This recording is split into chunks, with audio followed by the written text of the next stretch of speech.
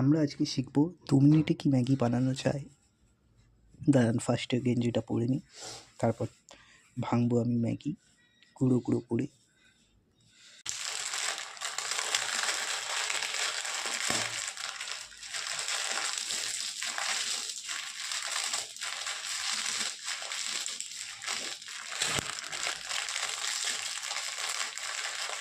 তারপর ম্যাগিটা দিয়ে দেবো প্যানের মধ্যে, একটু জল দিয়ে।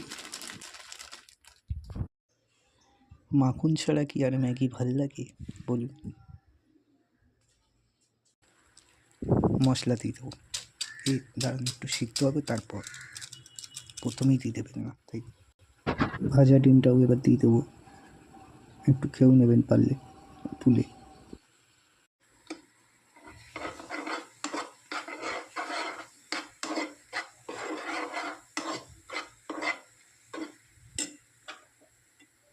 And one of my favorite, cheese.